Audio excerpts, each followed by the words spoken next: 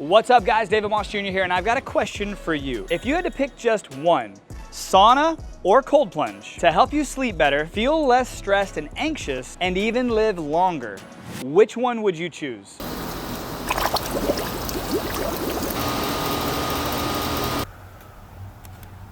You see, I've done both for 500 days. I've tracked my sleep, my blood work, my HRV, my stress, and my energy. And the truth is, they both do completely different things. So let's break it down. First, let's talk about how they both work. First, let's start with the cold plunge here. A cold plunge kicks on your primal survival system. This triggers a strong fight or flight response. It spikes your dopamine by up to 250%. This gives you that alert, alive, laser-focused feeling. This causes your blood vessels to squeeze and tighten, and then open back up when you get out, and that flushes your system. The result, you go from panic to peace in as little as 3 minutes. It's like a natural reset button.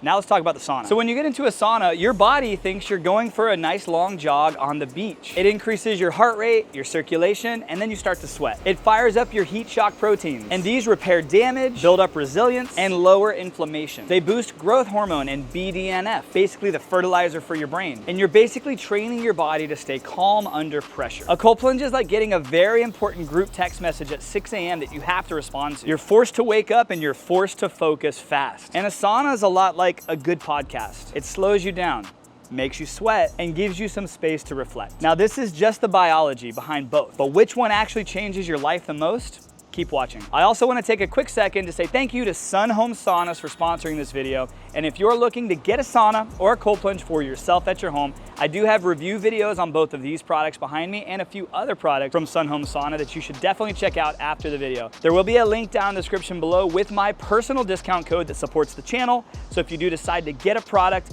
and use my link and my code, I get a small commission, you get a great product, and everybody wins. So please check that out, but do it after this video. Now let's talk about sleep. Which one is actually better? First, let's talk about the cold plunge, which if done early in the morning can actually help you reset your circadian rhythm and heighten your energy levels throughout the entire day. Plunging at night by itself might not be ideal because it can actually cause you to be wired and it might even delay deep sleep. But we will talk a little bit more about that in a second. Cold plunging does help reduce systemic inflammation, which indirectly supports better sleep over time. But I would encourage you, if you're only doing a cold plunge, try to do it earlier in the day. And now let's talk about sauna and sleep. If you do a sauna between 1 and 2 hours before going to bed, it could be very beneficial for your sleep as your core body temperature naturally drops post sauna, which will help your body naturally release melatonin and help your body get into a deep restorative sleep. It also helps to induce parasympathetic dominance, which is your body's rest and digest mode. In some finished studies, and in my personal experience, using the sauna regularly definitely helps with deeper restorative sleep and fewer disturbances.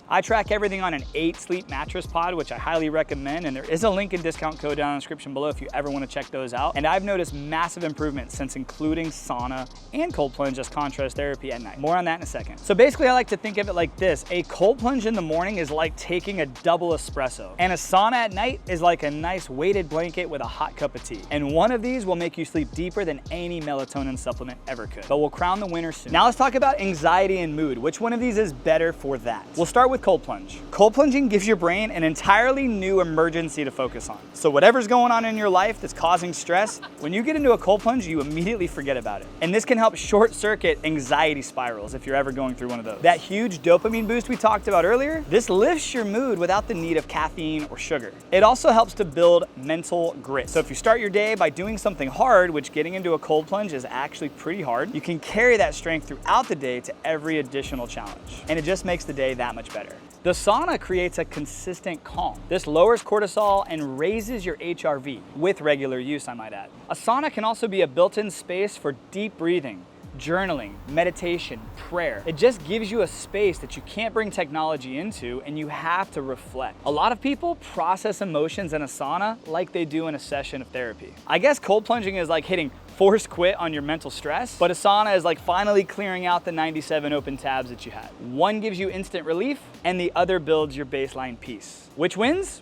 Let's keep going. And now let's talk about longevity. Which one of these can actually add more years to our life? Well, cold plunging lowers chronic inflammation, which is the root cause to so many diseases. It can boost your mitochondrial health, which strengthens your metabolism. It can activate brown fat, which is better for weight control and energy regulation. And it can enhance our immune response, leading to fewer sick days over time. But the sauna mimics cardiovascular exercise, improving your heart function and circulation. Shoot, some studies show a drop of 50 to 60% risk of cardiovascular disease by regular sauna use. Sauna use is associated with a longer lifespan and lower rates of dementia. And they can help to detox heavy metals and BPAs from our bloodstream through sweating, so both are pretty good. You could say that cold plunging is like rebooting an old phone, and a sauna is like installing software updates. One is a short-term game hack, and the other is a long game strategy. I'll reveal which one is a little more essential here in a second. Okay, so now let's talk about a protocol. If you have both of these, let's talk about when to use each of them. Ideally in the morning, you would want to do a cold plunge.